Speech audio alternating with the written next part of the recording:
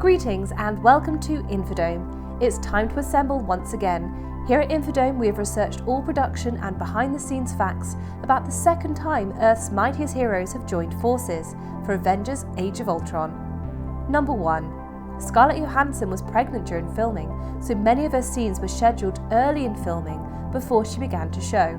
To help hide her pregnancy later in filming, 3 stunt doubles were hired. This caused a lot of confusion amongst the other actors since, according to them, all of the stunt women looked very similar to Johansson. Chris Evans stated that it got to a point where he would say hello and start a conversation with one of them, only to realise midway that that person he was talking to wasn't Johansson. Ultimately, some scenes used CGI to hide her belly. Number 2. ILM developed a new motion capture system for the film called Muse to better capture the actors' facial and body movements and combine different takes of the same performance with regards to Ultron and Hulk. Andy Serkis, who also has the on-screen role of Ulysses Klaw, was brought on board to contribute towards Muse's design and improvement. One major benefit of this work for the actor was that in this film, Mark Ruffalo was able to do some of his own motion capture performance alongside his fellow cast members on set and on location, as opposed to in the first films where he was working separately from the others. It furthermore reduced the amount of specific facial motion capture sections that they now were able to do both body and face simultaneously. Number 3. During the party in which people were attempting to lift Mjolnir, everyone fails except Steve Rogers, who is able to move it slightly. You can see Thor's smile quickly disappear when he does. This is a reference to the fact that Rogers is one of the only humans who are considered worthy to wield Thor's hammer, and so does in one of the comic books. During an interview, Joss Whedon implied that Rogers was fully capable of lifting Mjolnir, but pretended otherwise to spare Thor's feelings. Number 4. However, it was Natasha Romanov, who in the films is played by Johansson, who passed, claiming, "That's not a question I need to answer." Funnily enough, in an alternate comic timeline, saw Thor killed, ushering in Ragnarok, the Norse apocalypse. It was in that disaster that Black Widow was found worthy of the hammer, becoming the new goddess of thunder. Number 5.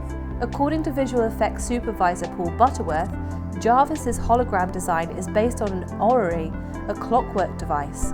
Ultron's hologram was designed to be more complex and unstable. Butterworth states he has multiple shells of biotechnology and weird faceted spheres that crease and move around and fold. Sometimes it can be like a rhomboid, sometimes a sphere. Number 6.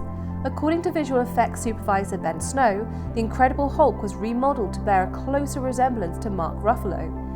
This was accomplished by programming a system of muscles over Ruffalo's existing muscles. Snow states, "I don't want to come in and see a Hulk without muscles, properly deforming. When you flex a muscle, it retains volume. It can get firmer. Its shape will change." We were able to leverage the research so that in an action, like a bending arm, the muscle doesn't squash, it actually changes shape.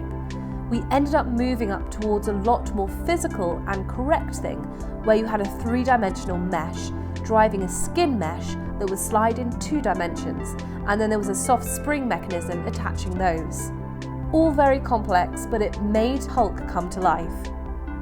Number 7. On this movie, production designer Charles Wood and his team built an enormous new Avengers Tower set that is the largest set ever built for a Marvel movie. Much of the movie takes place there, on its many different levels. A large expanse of glass opens a view to New York City, and one can also see a hangar on the Quinjet. The multiple environments are all connected with the ability to move from downstairs to upstairs and vice versa. Number 8. In the mid-credit scene, Thanos, played by Josh Brolin, takes an Infinity Gauntlet in his left hand and says, "Fine, I'll do it myself." This glove is the true Infinity Gauntlet. In the comic book published in 1990, Thanos uses the gauntlet to reunite the 6 gems of Infinity in order to increase his powers. After receiving the mission to annihilate half of the population of the entire universe, which was ordered by Mistress Death, which is the personification of death in the Marvel Universe.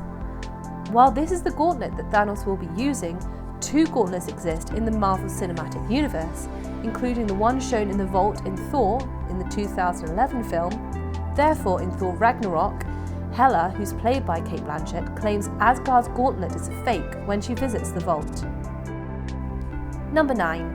The visual effects team had many sleepless nights, I'm sure, with over 3,000 visual effects shots to produce. Ultron and Vision were both characters that were really difficult to create.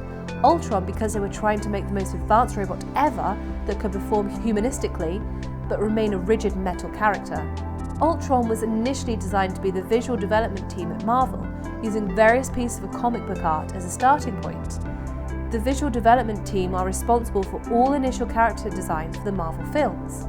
These were then taken to ILM, who started building him out, creating their own concepts, riffing off the sketches they were given, creating rough 3D models, doing different movement studies and so on. From those, the design was refined and the articulation created. Number 10. Because Ultron was 8 to 9 feet tall, the 5'10" James Spader had to wear an antennae-like contraption made out of a thick piece of wire with 2 red balls attached to the top that went up his entire back and 3 feet above his head. This was done so that the actors that shared scenes with him would be able to have a reference point for where his eyes would be.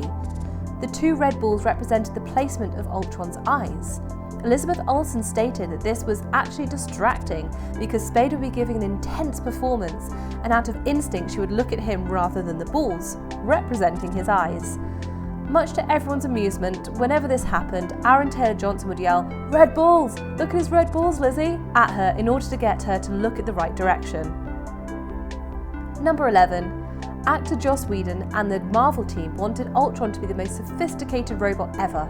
ILM studied intricate clock mechanisms, robotics, high-end engines for real feel and materials. This whole process ended up being the most sophisticated character rig ever done at ILM, with about 2,000 nodes in their proprietary tool. By comparison, about 10 times as many of one of the Transformers characters. The main challenge was getting the subtleties and character of James Spader on-set performance onto the character whose face and body is made up of rigid metal pieces. The face alone had 600 nodes of rigging. While the animator could animate the face using the controls, they might use an organic-looking creature. The team rigged it so the shapes they animated would drive the individual plates, making up Ultron's face to slide over one another, allowing sophisticated expressions from a rigging base. The same intricate rigging was extended to his body, so for example you'd see secondary actions like his chest plates sliding over one another as his pectoral muscles moved. ILM gave the animators control over these secondary actions and also the ability to animate parts moving inside the body. Number 12. The scene where Ultron commands his drones to fly down and latch themselves onto the truck in Seoul took 360 days to complete. It was handled by only one animator who, upon completion of the scene, received a party and a bottle of champagne for his efforts. Number 13. Andy Serkis's character, Ulysses Klaw, is the Wakandan arms dealer who loses his hand. This prepares him to become Klaw, the nemesis of Black Panther, with a vibranium-powered soundwave cannon arm. Apparently, all the Phase 2 movies have someone lose a hand in a Star Wars reference, though this is a bit faint. Klaw is seen wearing a necklace with a claw. The comics state he got that from murdering the King of Wakanda and the current Black Panther. Number 14. During the Avengers wrap party, Sam Wilson, aka Falcon, tells Steve he doesn't mind being left out of the superhero action since the missing persons case is keeping him busy. For those who saw Captain America: The Winter Soldier can surmise who he's referencing to, Bucky Barnes. It's when Bucky Barnes disappeared before the film's close, with Steve's intent on tracking his old friend down. Number 15. Vision was creatively difficult because they were aiming for something which was surreally perfect. Strangely synthetic, but clearly still human. They wanted to dip down into the uncanny valley from the other side, from a photographed actor into a slightly odd CGI look, but retain the humanistic traits, soul and performance of actor Paul Bettany. There are several shots which are very long, and long shots are always tough both creatively and logistically. And the end battle was something which was settled on, from a storytelling point of view, very, very late in the day, so that was pretty stressful, I'm sure. Number 16. The brilliant Helen Cho, who made the spotlight in the film, both for advances in human healing as well as a meddling of human tissue with artificial intelligence. But in the comics, it's her son Amadeus who plays a pivotal role. As an incredibly brilliant young mathematician, Amadeus ended up devoting his powers to the side of Marvel's greatest heroes, though his presence in the MCU seems a bit of a long shot now. Number 17. While she debuted properly in the MCU in her own movie in 2019, Captain Marvel almost appears a lot sooner in the franchise. Director Joss Whedon initially wanted to add her to his second generation of heroes in Avengers Age of Ultron. Whedon went as far as shooting test footage for Captain Marvel, with Kevin Feige confirming that the director had included FX plates of her in the final sequence showing Cap, Black Widow assembling the new Avengers team. She wouldn't have appeared anywhere else in the movie apparently, and ultimately it was decided that she deserved her own solo debut to actually mean something. Whedon said it would have done that character a disservice to meet her fully formed in a costume and part of the Avengers already when 99% of the audience would go, "Who was that?" It's just not the way we would have done it before. Number 18. Chris Townsend, VFX supervisor, explained there were so many complicated sequences to be filmed and completed in post-production. Piecing together the end battle, shooting in various locations, and piecing them all together was a real challenge, as was the complex party fight sequence, where they were trying to follow each individual Avenger in a difficult environment. However, the hardest individual shot was right at the beginning of the film, which is over a minute long and stitches together multiple plates, or shots, and CG environments as the Avengers travel through a forest, catching heroic moments with each of the main characters as their introduction to the film. Number 19. With Jarvis apparently slain thanks to Ultron's infiltration of Avengers Tower, Tony Stark turns to his backup AIs to help him pilot the Iron Man suit. Of the two programs he ignores in favour of Friday, the most notable is named Jocasta, as a deliberate nod to Ultron's own Bride of Frankenstein creation in the comics. Number 20.